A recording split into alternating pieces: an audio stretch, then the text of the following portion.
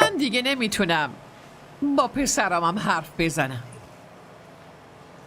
چی دارین میگین؟ منظورتون چیه؟ این زنهای شما دوتا چرا تو اتاقشون نمیرن؟ الان چه کاره که اینجا ور دل من نشستن و میخوان دقت بدن؟